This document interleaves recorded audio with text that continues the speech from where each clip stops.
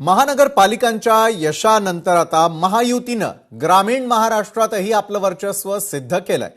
राज्यातल्या एकूण 12 जिल्हा परिषदा आणि 125 पंचायत समित्यांसाठी पार पडलेल्या निवडणुकीचे अंतिम निकाल हाती आलेले असून यामध्ये महायुतीनं मोठी बाजी मारलेली आहे। बरं, गेल्या 7 फेब्रुवारीला या जागांसाठी मतदान पार पडलं होतं आणि सकाळपासून सुरू असलेल्या चुरशीच्या मतमोजणीनंतर चित्र स्पष्ट झालेलं आहे।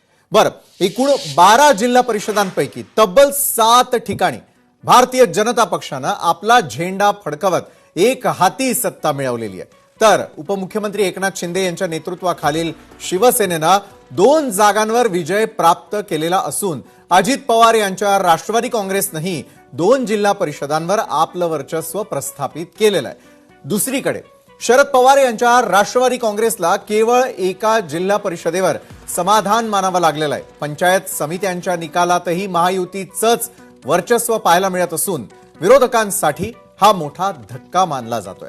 महानगरपालिकांपाठोपाठ आता जिल्हा परिषदांच्या या निकालांनी राज्याच्या राजकारणामध्ये महायुतीची पकड अधिक घट्ट केल्याचं स्पष्टपणे दिसतंय।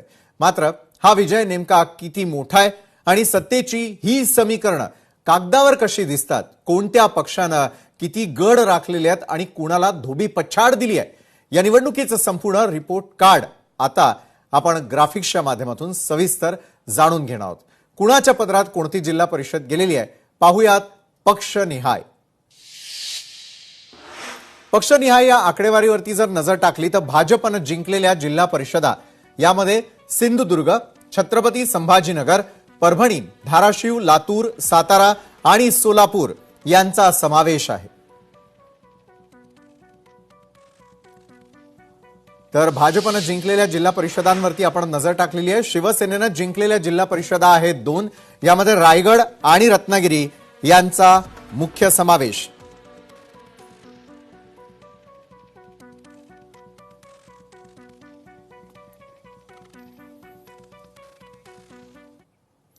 तर भाजप अखेर ग्रामीण भागातही जाऊन पोहोचल्याचं थेटपणे दिसतंय।